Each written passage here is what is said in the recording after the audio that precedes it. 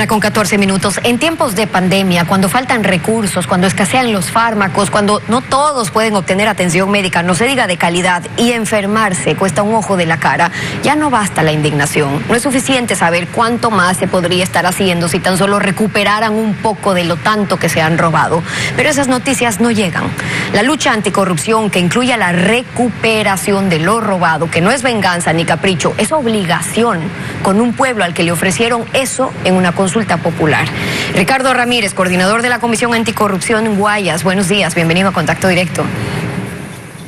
Buenos días, Steffi. Saludos a usted y a la audiencia. Buenos días también. Guayaquil, recordemos que se intentaba recuperar en el 2020 de ese primer golpe de la pandemia, cuando se destapó una red de corrupción en hospitales públicos. En el IES compraron insumos médicos, medicinas con sobreprecio, un tráfico de influencias para dar contratos a los amigos con coimas o favores a cambio.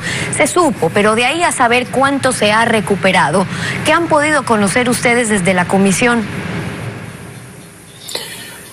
Bien, lo que se ha recuperado en definitiva es muy poco, como usted lo señalaba. Inclusive hace unos días veíamos que uno de los sancionados, pero que ya está libre, ofreció entregar un vehículo de su propiedad a cambio de varios millones de dólares que debe pagar como resarcimiento a su vinculación a la corrupción, y a su vez ofreció sus conocimientos para compensar el pago que no puede hacer ahora en efectivo. Eso es una burla en realidad a lo que usted decía, que no se trata de venganza, sino que se trata de reparar socialmente aquel perjuicio tan grave que costó vidas, que produjo graves daños en la salud de miles de ecuatorianos durante la pandemia. Ustedes hablaban de grupos delincuenciales, de proveedores con empresas fantasmas, de funcionarios de los propios hospitales que terminaron presos, detenidos unos pocos, asustados digamos otros cuantos. Pero ¿qué es lo que se necesita para que no queden estos juicios interminables o donde gana el más vivo, sino que devuelvan lo que le estafan al Estado, a los enfermos en este caso, pero aplica en cada caso que ustedes han revisado? Bien, nosotros creemos que deben darse medidas inmediatas, concretas. Por ejemplo, en Guatemala desde el año 2008 empezó a actuar una comisión internacional que hizo, entre otras cosas, una importante reforma a la ley de extinción de dominio que existía ya tal cual en el Ecuador. Y a su vez, ellos elaboraron una ley anticorrupción que tipifica los delitos de corrupción en base a lo que dice la Conferencia de los Estados Partes de la Convención de las Naciones Unidas contra la Corrupción. ¿Qué nos falta ahí en cuanto a tipificación entonces, para que estemos alineados a eso, que es lo que usted estaría proponiendo? Bien, creemos que tiene que eliminarse obstáculos que impiden levantar, por ejemplo, el secreto bancario en delitos de corrupción. Okay. Una legislación especializada para impedir el blanqueo de dinero, la obstrucción a la justicia, que se utilizan muchas maniobras jurídicas por parte de abogados que ellos contratan para impedir que la justicia actúe. Asimismo, nosotros creemos que debe haber la posibilidad del embargo preventivo, la incautación y el decomiso de bienes, entre otros aspectos que deben integrarse en estos cuerpos de ley nuevos o modificados, como en el caso de la ley de extinción de dominio. Esa es una deuda que tiene la Asamblea Nacional Legislativa con el país. Adicionalmente, nosotros hemos venido insistiendo que el CERCOP es un ente que no regula nada en cuanto a garantizar transparencia. Ok, para las compras públicas, pero antes de irnos a eso, permíteme preguntarle sobre algo que usted acaba de decir, y es la importancia de, si es que hablamos de recuperar, quienes obstruyen que se den esos procesos de recuperación. ¿Por qué? Porque hacen que los juicios se demoren eternidades, años, y entonces la gente o se olvida de aquel caso de corrupción y simplemente pagan ciertas penas, pero no pagan lo que terminaron robando, y luego en estas dilatorias y tardías decisiones también están implicados el propio sistema de justicia. Entonces, mire lo que acabamos de ver en los últimos días, ¿no? Estados Unidos dice, le quitamos la visa a determinados generales, a jueces, a quienes están involucrados en el sistema de justicia, pero nosotros nos mantenemos la reserva en dar esos nombres por razones propias de ellos. Ok, pero ¿y el sistema de justicia acá? ¿Y el Consejo de la Judicatura acá? Si es que hay jueces, si hay quienes han sido revocados sus visas porque pueden estar involucrados en casos de corrupción, deberían saberlo con nombre y apellido, es decir, ¿qué procede en esos casos allí? Bien, precisamente no existe la denominada transparencia.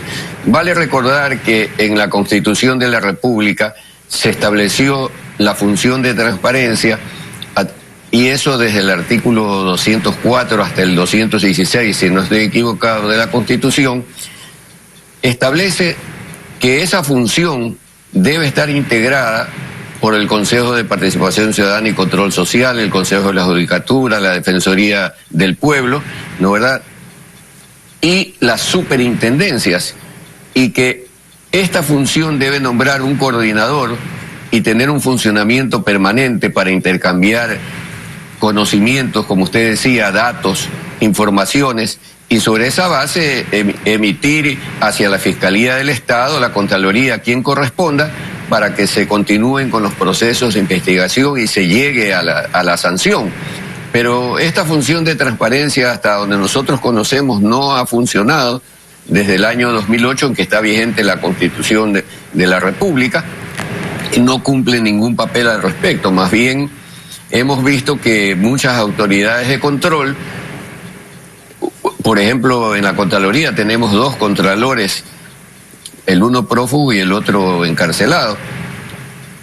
Así que este tipo de cosas que ocurren en el país tienen que ser cortadas por lo sano, repito, a través de una reforma integral, por ejemplo, a la ley de extinción de dominio y la creación de una ley anticorrupción y de jueces autónomos para juzgar la corrupción, porque la falta de autonomía ha generado esta falta de transparencia y, por último, la impunidad. Ok, 3 puntos ahí en esa impunidad. Ya escuchábamos ayer al Contralor General del Estado decir que han aumentado, por ejemplo, las glosas que se dieron el año pasado, montos por $2.000 millones que se determinaron a diferencia de años anteriores, quiero decir, es decir, de 600 millones, de 700 millones años anteriores. Pero de esos 2.000, si solo hablamos de los 2.000 en glosas, ¿cuánto se recupera? Porque una cosa es glosar y luego ver cuánto recupera el Estado. Entonces, el gobierno anuncia la creación de una Comisión Nacional Anticorrupción que está compuesta por los representantes de 5 funciones del Estado, es decir, la judicial, la electoral, la legislativa, la transparencia, el ejecutivo. Y está bien que quieran organizarlo algo más, pero en lo de fondo ya sabemos que una Comisión Nacional Anticorrupción del gobierno que tenga que investigar al propio gobierno no funciona. Para eso está Contraloría, para eso está Fiscalía, por eso la organización civil, por eso la tan anunciada Comisión Internacional de Lucha Anticorrupción, que al parecer no la quieren tampoco.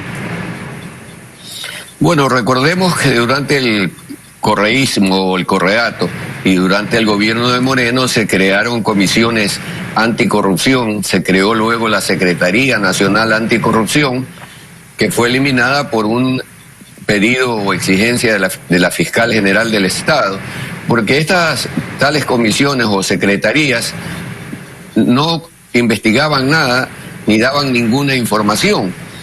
Entonces, lo que pretende hacer el gobierno actual es repetir lo que ya hicieron Correa y Moreno y que no nos garantiza, más que nada, la participación de la sociedad civil. Si nosotros pudiéramos ir al artículo 204 de la de la Constitución de la República, allí se dice bien claro que la primera parte, que el pueblo es el mandante y primer fiscalizador del poder público en ejercicio de su derecho a la participación. Eso es fundamental, que haya lo que nosotros llamamos la Contraloría Social, donde deberían participar los medios de comunicación, la academia, las universidades y representantes de organizaciones sociales con garantías mínimas en base a un reglamento, para que ella pueda actuar, además de la Comisión Internacional que podría trabajar de manera conjunta. Dos cosas que hasta ahora están en deuda este gobierno y los gobiernos anteriores: la creación de la Comisión Internacional y de una comisión con una participación social predominante. Ok, perfecto. Ahora, en ese último punto, porque en la Comisión Internacional Anticorrupción, recuerde usted que se han creado, ¿no? Y pueden salir los buenos anuncios de decir, aquí estamos creando la Comisión Internacional Anticorrupción, pero luego las facultades que le dan. Cuando vino la comisión con el expresidente Moreno, casi que llegaron y ya les tocó comprarse el ticket de regreso, porque no pudieron hacer mayor cosa, por no decir nada. Y ahora una comisión internacional que se quiera ahora trabajar dependerá de las facultades, si les van a permitir investigar, ser parte procesal y desembocar finalmente en la fiscalía. Ahora, los delegados del gobierno en la lucha anticorrupción hablan de recuperar dinero como una tarea a mediano plazo, porque eso ya es política de Estado. O sea, tarde, mal o nunca, que la prioridad va a estar en trabajar en prevención. Qué bueno, pero ¿para cuándo llega el tiempo de recuperar? En concreto, desde lo que han visto en la comisión, ¿qué acciones destacarían de cooperación, por ejemplo, con expertos internacionales, la ruta del dinero, etcétera, para intentar recuperar?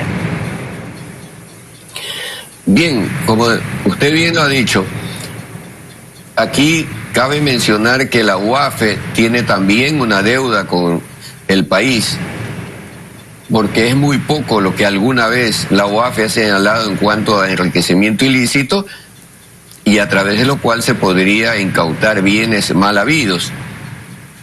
Por eso es que esto debe estar garantizado desde un punto de vista legal por una acción de la Asamblea Nacional Legislativa, que bien haría en dedicarse a esto una buena parte de su labor, para que esta Comisión Internacional esté garantizada como lo estuvo la de Guatemala por muchos años, hasta que vino un gobierno, como suelen haber, gobierno autoritario, que prácticamente la expulsó. Porque recuerde usted que la Comisión de Guatemala llevó a prisión a un presidente y a un vicepresidente de ese país. De tal manera que sí es posible seguir, como usted decía, la ruta del dinero con una comisión que tenga facultades para contratar a expertos que puedan salvar esas barreras que son las inversiones en paraísos fiscales y otros mecanismos que utilizan quienes ocultan los bienes mal habidos, los recursos que se han robado del Estado.